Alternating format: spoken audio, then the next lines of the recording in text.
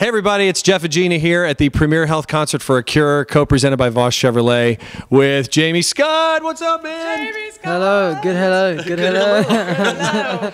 We have a new greeting, and it's kind of an inside joke, but it's good hello, and it's catching on already. Can you give a good hello for us? Good hello. It's my English. That was a good hello. That's my English. Good hello. First of all, it is great to see you again, brother. I think it was 2 years ago you were here with Graffiti 6. I was, man. Yeah, it's great to be back, man. Thanks for having me. Well, we saw a great performance that night, and now you're kind of out doing your own thing. First of all, where did that all start? You said, you know what, I think I've got something else I want to do.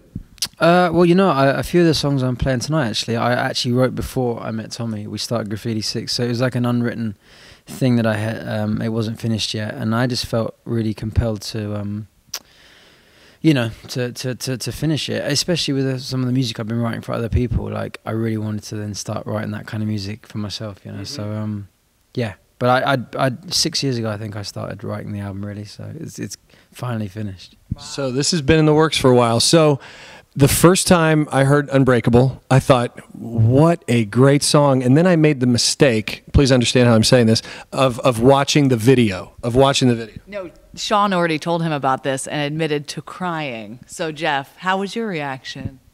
I cried. I'm sorry. It's weird, isn't it? Dude, it was real. It was awesome. I know. I was saying earlier that I hate. I'm not very good at reading emails and long things that take a lot of my time. Don't have a very good attention span. And the label had sent me through a few of the first treatments from directors about Unbreakable. And actually, I was away on holiday, and I had them with me. And my wife was like, "Come on, you just got to read them," because I was like, I get around to it. And she was like, "Well, I'll read them out." So she started reading them, and the first one she read, she just burst out into tears halfway through. And I was just like, "Okay, stop." I was kind of listening to what you're saying, but the fact you're crying, it means that I really want to do that one, you know. Yeah. And then I read for real what it was, and I thought it was amazing. I didn't even look at any other treatments, because I love the fact that they made the relationship between a grandfather and daughter and a granddaughter like a relationship that's kind of is going to be a hard relationship to kind of manage anyway, in terms of without a mum there. So everything about the video I just thought was awesome, and I thought really went along with the song well, and that was something I was really kind of nervous about getting in the video, because, you know, it's one of those songs that means a lot to me, and it has that reaction lyrically when people hear it. So you want a video that doesn't kind of, that makes it too light, you know. And so I'm really happy with it. And you see that. I'm glad you cried, man. I did. You made me cry, man. Well, and you do see that a lot of times, where you do have a great song that has a video where you come away going, what in the world did that have to do with anything? Well, exactly. No, exactly. I mean, that as I say again, but, you know, the relationship between a grandfather and granddaughter for me was awesome. And the way because we were all filming it together, and like the room went really quiet and quite teary when he was doing his parts. He's a great actor, and the little girl as well. So thanks, guys. Yeah, we love it. And you know, to your point, we just saw the Bastille video, yep. Bad Blood, which I love that song. But that video, we got done watching it, we're like, what just happened? Yeah. What in the world was that about? So it is nice when, because I hate after I see a video and then I hear the song on the radio and all I can think about is the video, but I didn't really like the video. So, you know, with yours, it adds an extra layer to it for us. Thank you very much. Yeah, absolutely. So let's talk for a second. We were talking before the camera started rolling here about the whole One Direction thing. What an incredible connection that you have with those guys. And tell us a little bit about how Story of My Life came about, basically just about exactly a year ago. Yeah, we were, you know, actually even almost 2 years now. We wrote that, yeah, that was in February of last year. Okay.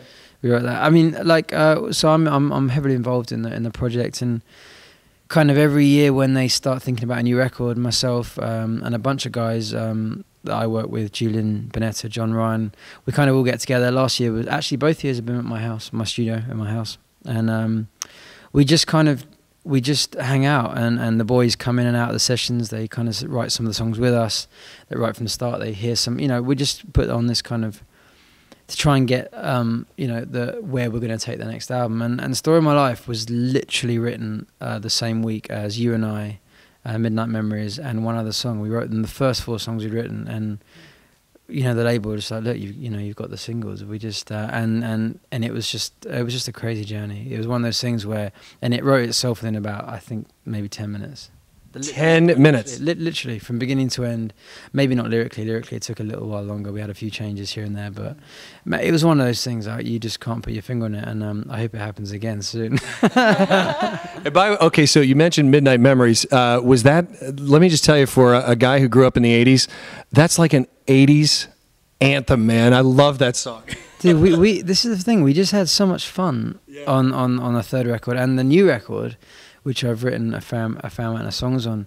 Even more so, I mean, I listened to all the songs that I've been involved in the other day, back to back, and it was a record that I just can't wait to, because we're not allowed to have them actually physically on our computers or anything, so we get streams. So you don't have it on that computer over there? Exactly. So I don't have them. No one has them. It's like they're like gold dust. That's why we invited him tonight for Concert for a Cure, just to. Thought he had the One Direction. Yeah. Sorry, man. I can go. Yeah. Okay, well, that was Jamie Scott. We'll see y'all later. But no, so I can't listen to them again. But I did listen through. I think I wrote 9 on the record, and I listened to them all. And it's just it's just a really great album. So I'm very excited for it to come out. I have one more One Direction question. Seriously, how do you decide, okay, Harry's going to sing this and Niall's going to sing this? I wondered that, yes. How in the world do you... literally... They ever fight about it? Like, I want that part, man. No, I mean, the boys are very good. I mean, everyone loves singing and being part of it, so everyone wants to sing. But they've always been very good at letting us kind of produce and decide who should sing what. And to be honest with you... even after the first album, in my head when I was writing things with them or even without them, I already knew who I thought would sing certain parts. They just have a tone that would work in this bit and this bit. So I mean, it's become almost kind of right for it. Yeah, and you kind of don't even think about it. At the beginning, it was. I mean, I've been working with some bands in the last couple of weeks where exactly the same thing. There's more than one singer, and it was right back to the beginning where not the One Direction where like I kind of know exactly what I'm doing, and it was kind of funny because I remember thinking back. Wow, it's crazy. Like you don't quite know what to do in certain things, but yeah, I would have to think that. And the thing about I think that makes "Story of My Life" such a powerful song is you got obviously the exact right person singing every part of the song. I mean, that's I think a key to that song. It is, and it's funny. Someone touched on it when we were talking before this about a performance they did at the VMAs. No, it wasn't. It was American Music Awards actually. Yeah. And I have to be honest with you. I went to the X Factor UK performance of that song, and they smashed it. I mean, literally, it was like hairs on anything. And I actually think half of its success was the boys were so into that song and performed it so well that there was no kind of arguing with it at the end. It was just a bit like, okay. Do you know what I mean? In the right place, yeah. There's always people judging and everything, but on that one song and the way they performed it on last year was just, it was kind of like it was always going to be big, I think. Was it mental? Did I say that right? Mental? I think you're doing an English accent. Yeah. No, but that was.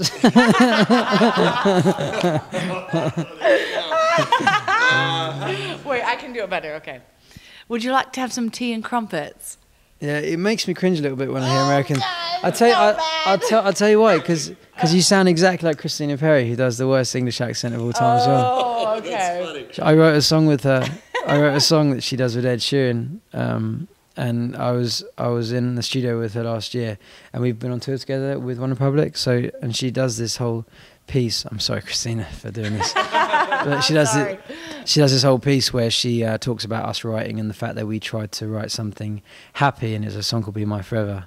And she sings it amazing and stuff. But just before she tells a story, and she does an English accent on me, and you just sounded identical. And it's nothing like what English people sound like. No, it's kind of like the worst version of a Harry Potter accent, I suppose. Oh, that's kind of like. Bloody hell. Yeah, I don't even know what that is. Well, I think we should just stop with this interview is over. We've insulted the guest. Perfect. Oh, I hope I did. No, not at all. I love it. I find it really amusing. I love it. You know what else is amusing though, Jeff? Oh boy, I have a story about this. This is why I've been holding this cup. It's a Jamie Scott cup for his song Unbreakable.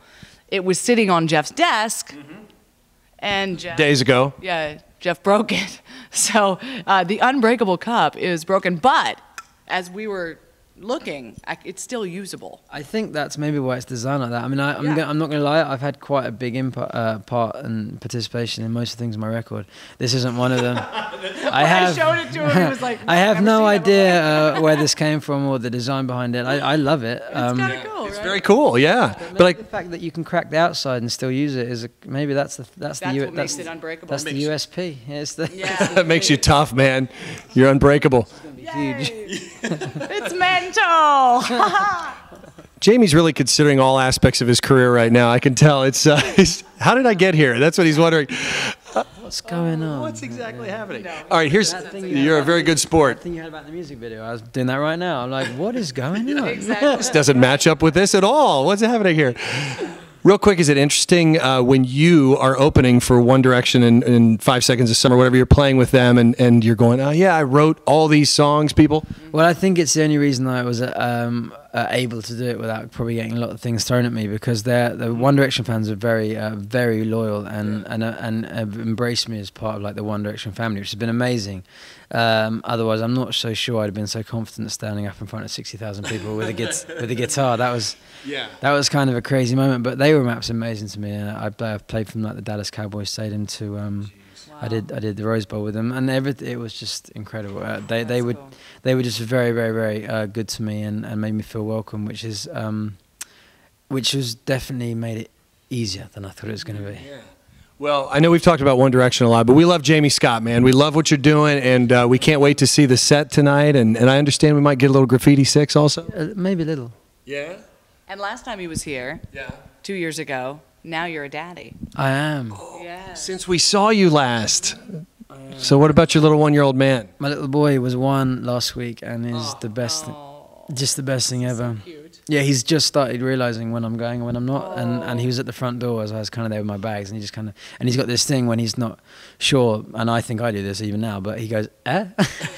and he kind of put his hands up, I was like, eh? And I was like, oh no, this is, this is like horrible. You better tour now because it's going to get harder. I know, exactly. Well, he came on tour with me for the One Direction One Republic tour. It was amazing. We had a big bus and he had the bedroom at the back, so that kind of made it amazing. But yeah, going away for a couple of weeks at a time is hard with a 1-year-old. Has being a father inspired any songs? Well, totally. I knew that we were going to have him before I finished this album, and it definitely my album is actually is kind of written as a story from beginning to end about a couple that died together at the beginning of the album. As an old couple, and then it goes right back to the beginning of their lives, actually even before they met, and then it goes through this kind of crazy hurricane, and then they die together at the end of the album, and it's the same song cool. So it's and the whole thing was brought on by my fascination, I suppose, when I got married and I was going to have Dylan, about just kind of the pros and then also the cons about like just investing so much love into something, because it's like, okay, when if this goes wrong, do you know what I mean? Yeah. And that's kind of a weird, that's actually a really weird thought that is obviously the most amazing thought ever, but it's something that I was just trying to get my head around, and that's really what the album is about. That's fantastic. That is cool. Thanks for that perspective, Jamie Scott. And I don't know, maybe finish with a couple other attempts at an English accent, or no? Yeah. No? Still not there, right? I'm still not really. I really thought I was pretty I mean, you just keep going. Never going to stop. We're live at Concert for a Cure.